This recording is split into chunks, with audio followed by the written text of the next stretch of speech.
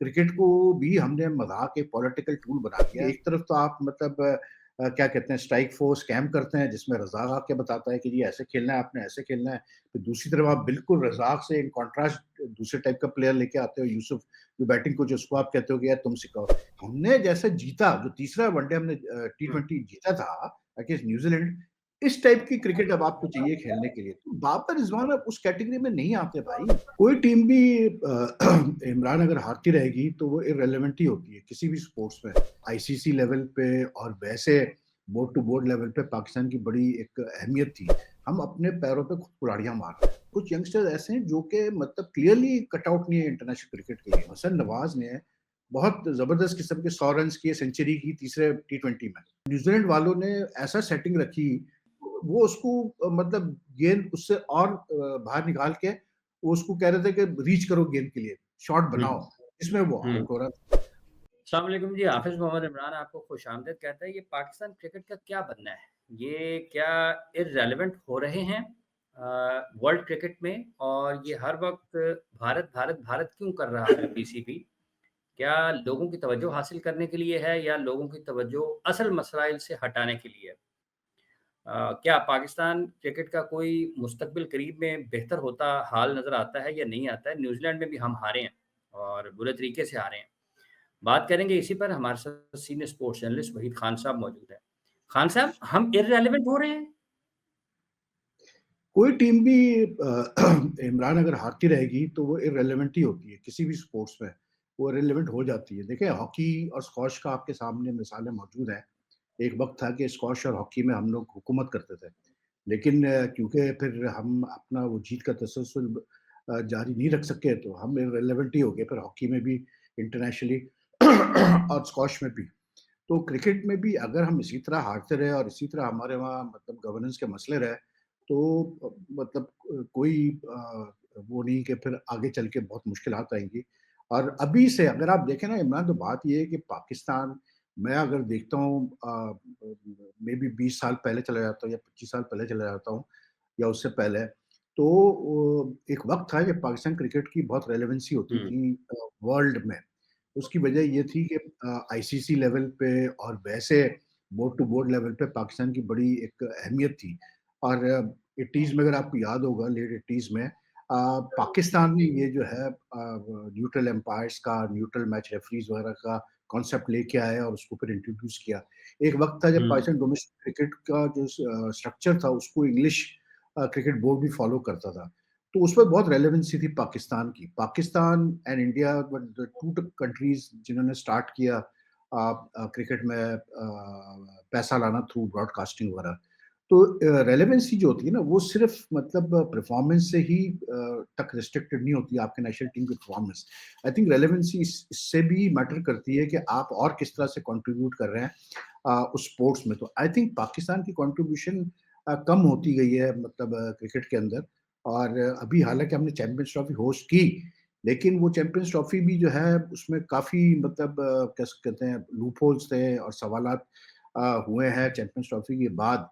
तो बिल्कुल आप कह सकते हैं कि जिस जो इस वक़्त हालात चल रहे हैं, उसमें डेफ़िनेटली मतलब पाकिस्तान क्रिकेट अपने आप को इर्रेलेवेंट कर रहा है अपनी गलतियों से। हुँ।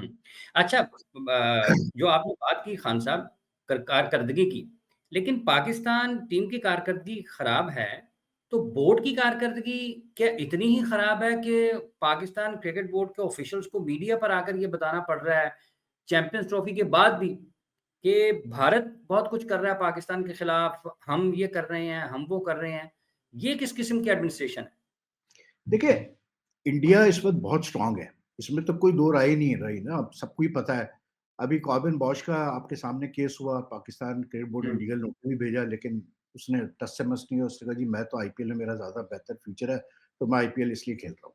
ठीक है ना? तो इस वक़्त देखिए ना, इंडिया की लोग एक एक चीज़ को समझ नहीं पा रहे हैं, जो सबसे इम्पोर्टेंट चीज़ है, इंडिया की रेलेवेंसी इस वक़्त सिर्फ़ पैसों से नहीं है, इंडिया की रेलेवेंसी उनकी अपनी टीम परफ़ॉर्मेंस से भी है। उनकी टीम इस वक़्त मोस्ट इन डिमांड टीम है। जहाँ खेलती है वहाँ हुँ, पैसा आता है उस मुल्क में, ब्रॉडकास्टर से भी पैसा आता है, स्पॉन्सर से भी आता है। तो इंडिया ने अपनी रेलेवेंसी बनाई है ओवर द ईयर्स अपना सिस्टम बेहतर करके, डेवलप करके। पैसा उनके पास इसलिए ज़्यादा आ गया है क्योंकि उनकी मार्केट बहुत बड़ी है भाई, साफ-सीधी बात है उनकी मार्केट इतनी बड़ी है और फिर जिस तरह से मतलब इन रिसेंट टाइम्स उनके वहाँ इकोनॉमिक क्या इसको बोलते हैं इन्वेस्टमेंट्स वगैरह हुई हैं बाहर से, उसकी वजह से बहुत हुँ, उनके पास पैसा आ गया। लेकिन ऐसा नहीं है कि यार इंडिया कोई पाकिस्तान को रोक रहा है इंडिया क्रिकेट खेलने से या इंडिया की वजह से पाकिस्तान क्रिकेट सफ़र कर रही है। उसकी वाज़ेह मिसाल आपके सामने है।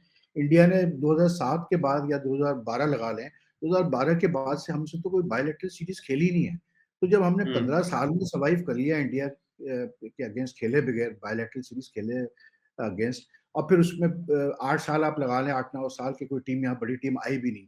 तो नहीं ऐसा आई। नहीं है इंडिया की वजह से कोई हमारी क्रिकेट सफ़र करेगी। हमारी क्रिकेट देखो सीधी बात है इमरान हमारी क्रिकेट हम अपने पैरों पे खुद कुल्हाड़ियाँ मार रहे हैं। जब आप खुद अपने पैरों पे कुल्हाड़ियाँ मारोगे पुअर गवर्नेंस की वजह से, तो फिर आप क्या एक्सपेक्ट करते हो यार? फिर आपकी टीम की आप देखें ये जो सीरीज़ हुई है इस पर न्यूज़ीलैंड में, इसमें कोई बुराई नहीं है। मैं बिल्कुल बहुत अच्छी बात है भाई आप नई टीम बनाना चाहते हो, टी20 की माइंडसेट चेंज करना चाहते हो, गुड, डू दैट। लेकिन हुँ, एक चीज़ कंसर्न की नज़र आई ना इस सीरीज़ में कि यार आपके जो यंगस्टर्स हैं, उसमें से कुछ यंगस्टर्स ऐसे हैं जो कि मतलब क्लियरली कट आउट नहीं है इंटरनेशनल क्रिकेट के लिए। क्योंकि हुँ, बहरहाल आप कुछ भी कहें यार, 4 मैचेज़ के बाद भी अगर आपके यंगस्टर्स वही गलती कर रहे हैं और उसी तरह से आउट हो रहे हैं, तो फिर जो है ना फिर इश्यू है। उसका मतलब ये है कि हुँ, आपका डोमेस्टिक स्ट्रक्चर सॉलिड नहीं है। आप गेम अवेयरनेस नहीं क्रिएट कर पा रहे हैं अपने यंग प्लेयर्स में, उनको आप एजुकेट नहीं कर पा रहे हैं क्रिकेट अवेयरनेस के बारे में, जिसकी वजह से वो प्रोग्रेस नहीं कर पाते हैं। अब हुँ, आप अगर आपको मैं एक मिसाल दूँ, हसन नवाज़ ने बहुत ज़बरदस्त किस्म के 100 रन्स किए, सेंचुरी की तीसरे टी20 में, है कि नहीं? हुँ, आप चौथा मैच देखें, मतलब जो बंदा यानी कि 1 मैच पहले 100 कर चुका हो, वो बंदा अगले ही मैच में फिर वही गलती दोहरा रहा है कि लेग स्टंप के बाहर खड़े होके जो है ऑफ स्टंप के बाहर की गेंद को खेलने की कोशिश कर रहा है। और न्यूज़ीलैंड वालों ने ऐसा सेटिंग रखी कि उनको पता था कि इसके आप ज़ोन में गेंद देंगे तो ये मतलब लपाड़ा ये मारेगा, इसके ज़ोन में आई ये स्ट्राइक करेगा। दूर तो खिलाएँ। वो उसको मतलब गेंद उससे और बाहर निकाल के वो उसको कह रहे थे कि रीच करो गेंद के लिए, शॉट हुँ, बनाओ, इसमें वो हुँ, आउट हो रहा था। तो बात ये है कि हमारे वहाँ प्रॉब्लम बहुत है, हमारे वहाँ प्रॉब्लम ये है कि हम खुद अपने आप को इर्रेलेवेंट बना रहे हैं अपनी गलतियों से, अपने हुँ, फैसलों गवर्नेंस आपकी बहुत इम्पोर्टेंट होती है इमरान। बोर्ड में अगर गवर्नेंस अच्छी नहीं होगी, ठीक है ये बात है कि टीम अच्छा परफ़ॉर्म कर रही होती है तो लोग भूल जाते हैं कि बोर्ड में क्या हो रहा है, लेकिन भाई टीम भी तो उसी वक़्त अच्छा परफ़ॉर्म करती है जब बोर्ड में मतलब आपके डिसीज़न सही हो। अब आप कुछ भी कहें यार लेकिन सवालात तो आते हैं ना यार कि आप मतलब लास्ट ईयर आप 2 टॉप फॉरेन कोचेज़ लेके आते हैं, जो भी आपके इश्यूज़ थे हुँ, उनके साथ, जो भी इश्यूज़ बने। लेकिन यार आप 2 फॉरेन कोचेज़ लाके आप में इतनी एडमिनिस्ट्रेटिव एबिलिटी नहीं है कि आप उनको रोक सकते थे या उनके साथ अपने मैटर सेटल कर सकते थे या अगर वो कोई कॉन्ट्रैक्चुअल वायलेशन ब्रीच कर रहे थे, उसको आप सॉर्ट आउट करते। ऐसे कहाँ होता है यार कि 6 महीने में आप 2 टॉप कोचेज़ को आप छोड़ देते हैं इसी तरह और वो रिज़ाइन करके चले जाते हैं। फिर आप अभी चैंपियंस ट्रॉफी फाइनल का केस ले लें। अभी वो सुमेर अहमद साहब ने बैठ के बात की कि जी वो आईसीसी की मिसमैनेजमेंट थी और वो क्या इसको बोलते हैं इशारा किया उन्होंने भारत की तरफ कि जी हमें पता है कौन ये कर रहा है। बात ये है कि मेरी तो एक चीज़ बिल्कुल समझ से कासिर है, वो ये है कि भई कोई भी आप इवेंट बड़ा करने जाते हो, आपने भी देखा है डोमेस्टिक क्रिकेट में तक आप जब फाइनल सेरेमनी होती है, तो उसका एक रनडाउन बनता है यार, वो आपको जो प्रेज़ेंटर रन होता बनता है, है। उसको पता होता है कि कौन स्टेज पे आएगा, किसको मैंने इंट्रोड्यूस करना है। तो मुझे तो हैरत ये है कि सुमेर अहमद साहब इतने सीनियर ब्यूरोक्रेट होने के बावजूद, यानी कि उनके सामने पूरी फाइनल प्रेज़ेंटेशन हो गई, वो वहाँ मौजूद थे, सब था और उनको नज़र नहीं आया कि रनडाउन में मेरा नाम नहीं है, मतलब मुझे नहीं बुलाया जा रहा है स्टेज पे। तो क्यों खामोश बैठे रहे वो? हुँ, तो बात हमारे वहाँ अब हुँ, प्रॉब्लम क्या आ रही है भाई कि क्रिकेट को भी हमने मज़ाक एक पॉलिटिकल टूल बना लिया है इमरान। हमारे पॉलिटिशियंस ने हमारे विथ ऑल ड्यू रिस्पेक्ट आप मतलब आप अगर क्रिकेट को क्रिकेट की हद तक छोड़ेंगे तो वो प्रोग्रेस करेगी, वरना अगर आप उसमें सियासत करेंगे, सियासत इस सेंस में कि मेरा सवाल वही बार-बार होता है कि भाई प्राइम मिनिस्टर क्यों अपॉइंट करे चेयरमैन यार? मतलब कोई एक सिस्टम तो बनाओ ना, मतलब आप चलो मैं कहता हूँ प्राइम मिनिस्टर अपॉइंट करना है, आप करो, लेकिन प्राइम मिनिस्टर फिर इस तरह से करो कि आप 4 नाम अपने दे दो कैंडिडेट्स, टॉप कैंडिडेट्स के 4 नाम दो, let the governing board decide कि हाँ यार ये इसमें से ये बंदा बेस्ट है। अभी तो हमें आपको पता है, मुझे पता है क्या सिस्टम है। प्राइम मिनिस्टर ने नाम दे दिया है कि हुँ, भई ये होगा, किसमें मजाल भाई जो वो उसे मतलब रिफ्यूज़ करे। फिर कहते हैं जी चेयरमैन इलेक्ट होके आ गया। भाई अच्छा कौन सा खान हुँ, साहब ये जो मसला है, अभी खिलाड़ियों की आपने हसन नवाज़ की बात की। हसन नवाज़ के साथ बैटिंग कोच मोहम्मद यूसुफ हैं। उनका वीडियो आपने देखा होगा कि वो लाइन लगाया हुआ आपने खेलना है, ऑफ साइड के बॉल को कवर पर खेलना है। वो एक ठीक है कि आपका जिधर बॉल है वहाँ खेलें। लेकिन इस कैंप इससे पहले पाकिस्तान के जो पावर हिटर्स हैं उनको सिखा रहे हैं अब्दुल रज़ाक। तो ये खिलाड़ी क्या करेगा फिर? वो मोहम्मद यूसुफ साहब की माने, वो अब्दुल रज़ाक की माने। देखिए, पहली बात तो ये है कि आपस की बात है कि यूसुफ जिस लेवल का प्लेयर था, जिस कैटेगरी का वो प्लेयर था, वो टी20 वाली बैटिंग वाला प्लेयर नहीं है वो। वो प्रॉपर, अगर हुँ, आप वनडे के लिए, टेस्ट के लिए आप कहते हैं कि यार यूसुफ से मैं टिप्स लूँ, तो बिल्कुल आप ठीक करेंगे। लेकिन आप टी20 के लिए यूसुफ से अगर सिखाने की कोशिश कर रहा है, तो वो चलेगा नहीं, इसलिए कि यूसुफ कभी भी टी20 में इतना मतलब इन्वॉल्व नहीं रहा ना, इतना वो मतलब रेगुलरली खेलता रहा है टी20। ऊपर से फिर टी20 क्रिकेट बिल्कुल चेंज हो चुकी है। मतलब over the hmm, last few years में तो और ज़्यादा चेंज आ गया है। तो अब तो टी20 क्रिकेट में ये हो गया भाई कि बेसबॉल के कोचेज़ जो है सिखा रहे होते हैं बैट्समैन को किस तरह से आपने क्लीन हिटिंग करनी है, किस तरह से आपने मतलब जो है शॉट्स क्रिएट करने हैं। तो आई डोंट थिंक हुँ, कि Yusuf is the right person. फिर आपकी बात बिल्कुल 100% सही है कि एक तरफ तो आप मतलब क्या कहते हैं स्ट्राइक फोर्स स्कैम करते हैं जिसमें रज़ाक आके बताता है कि जी ऐसे खेलना है, आपने ऐसे खेलना है। फिर दूसरी तरफ आप बिल्कुल रज़ाक से इन कॉन्ट्रास्ट दूसरे टाइप का प्लेयर लेके आते हो यूसुफ, जो बैटिंग कोच है उसको आप कहते हो कि यार तुम सिखाओ।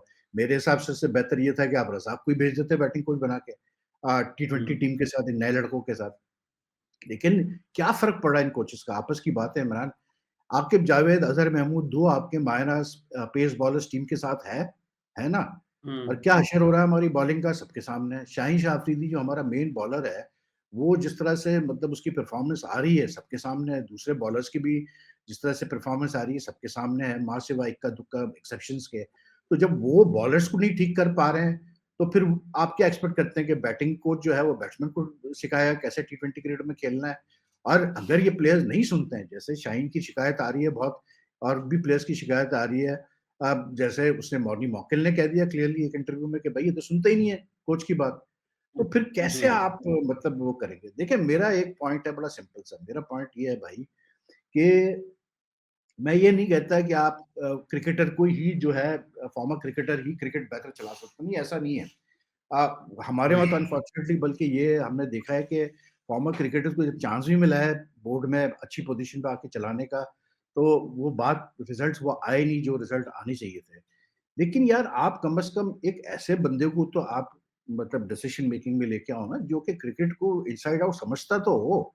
ठीक है, ये ज़रूरी नहीं है कि उसने इंटरनेशनल क्रिकेट हुँ, खेली हुई हो या फर्स्ट क्लास खेली हुई हो, लेकिन क्रिकेट की समझ हो, इंटरनेशनल क्रिकेट की समझ हो, मॉडर्न डे क्रिकेट की समझ हो और सबसे बड़ी बात ये ऐसा बंदा जो कि जिसकी सुनी जाए, जो ठहराव ला सके पाकिस्तान क्रिकेट में। हमारे यहाँ तो ठहराव ही नहीं है यार क्रिकेट में, धड़ाधड़ चेंज हमारे पे यहाँ चेंज। ठहराव नहीं है, हमारे यहाँ ठहराव नहीं है। भाई साहब कथा कलामी की बात चाहूँगा, आखिरी सवाल है। हम 2026 के वर्ल्ड कप की और एशिया कप की तैयारी कर रहे हैं। एक नया रीबिल्डिंग प्रोसेस शुरू हुआ है।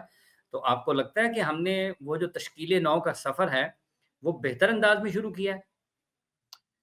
देखिए, टाइम तो है अभी टी20 वर्ल्ड कप में भी और एशिया कप में भी। लेकिन अब जो मेजर सवाल है वो यही है कि ये लड़कों पे कितना ट्रस्ट शो करेंगे सेलेक्टर्स और कितना ट्रस्ट शो करेगा क्रिकेट बोर्ड। और दूसरा एक हुँ, जो इश्यू है, आपको ये चीज़ भी देखनी है कि ये जो लड़के हैं और जो लड़के बाहर हैं, कुछ जो अच्छे लड़के हैं।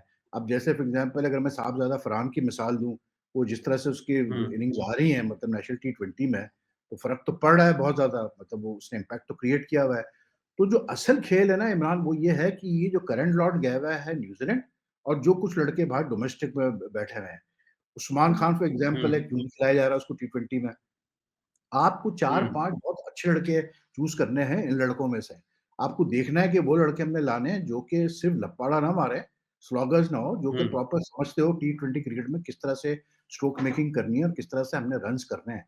तो ये बड़ा डिफ़िकल्ट हुँ, प्रोसेस है और हमारा जो पिछले साल, डेढ़ साल, 2 साल में हम देख रहे हैं, जितने जल्दी क्विक चेंजेज़ होती हैं और जो लोगों में सब्र नाम की चीज़ नहीं है कि अगर आप नई टीम बना रहे हैं, तो सब्र तो करना पड़ेगा भाई, थोड़ा बर्दाश्त भी करना पड़ेगा।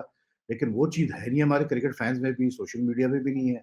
तो क्या इस क्रिकेट बोर्ड में इतना दम है कि ये प्रेशर बर्दाश्त कर लेगी मतलब हार का, सोशल मीडिया का, क्रिटिसिज़्म का और इन्हीं लड़कों को जो है मतलब लेके चले। अगर आप नए लड़कों को एक लेके चलते हैं अब till the Asia cup world टी20 तो मैं समझता हूँ बिल्कुल टीम बन सकती है। लेकिन उसमें भी आपको सही लड़कों को पिक बाबर और करना। रिज़वान वापस तो नहीं आ रहे हैं? बाबर और रिजवान वापस तो नहीं आ यार रहे देखिए वहीद बात साहब? ये है, मेरा मेरा सिर्फ एक मेरी एक थ्योरी है बड़ी सिंपल सी। आप मुझे एक बात बताएँ कि बाबर रिज़वान बुरे प्लेयर नहीं है, अच्छे प्लेयर है, अभी उनका बहुत करियर बाकी है, टेस्ट में भी, वनडे में भी पाकिस्तानी खिदमत कर सकते हैं, लेकिन टी20 की अब गेम चेंज हो चुकी है। मतलब अगर आप अभी जो आईपीएल स्टार्ट हुआ, अगर उसके मैचेज़ कल आपने देखा मैच जो आईपीएल का हुआ है? आपने देखा किस तरह से उस बंदे हाँ। ने मतलब मैच जिताया, कहाँ से जिताया? उससे पहले 1 दिन पहले आपने मैच देखा, 280 आशुतोष शर्मा की टोटल बात आप कर रहे हैं? आशुतोष आशुतोष शर्मा शर्मा की? की मैं कल बात कर रहा हूँ, ठीक है?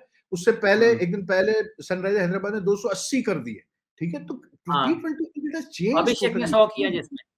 हाँ, तो हुँ। बात ये है कि आप हमने जैसे जीता, जो तीसरा वनडे हमने हुँ। टी20 जीता था अगेंस्ट न्यूज़ीलैंड, इस टाइप की क्रिकेट अब आपको चाहिए खेलने के लिए। तो बाबर रिज़वान अब उस कैटेगरी में नहीं आते भाई। आपने 4 साल से हुँ। ट्राई करके देख लिया ना उनको, अब अगर आपको फिर ट्राई करना है, कर लें, तो वही रिज़ल्ट आएगा आपके सामने। आप टाइटल नहीं जीतेंगे, याद रखिएगा। अगर आप इस चीज़ से खुश हैं कि सेमीफाइनल खेल लिया, फाइनल इक्का-दुक्का खेल लिया, वो एक अलग बात है, लेकिन आप टाइटल नहीं जीतने वाले। आपको टीम चाहिए जो टाइटल जीतने वाली टीम हो और उसके लिए आपको इन लड़कों को एक्सपोज़र देना पड़ेगा। मैक्सिमम मैचेज़ खिलाने पड़ेंगे, जब जाके जो है आप जो है कोई रिज़ल्ट लाएँगे। अब आप चाहते हैं कि रिज़ल्ट चाहिए, तो फिर आगे बढ़ो भाई, फिर पीछे मत देखो। आगे बढ़ें, पीछे मत देखें। बहुत-बहुत शुक्रिया आपका, वहीद खान साहब आपने अपना वक़्त दिया। जितने भी लोग हमें इस वक़्त देख रहे हैं, आप सब लोगों का भी बहुत-बहुत शुक्रिया।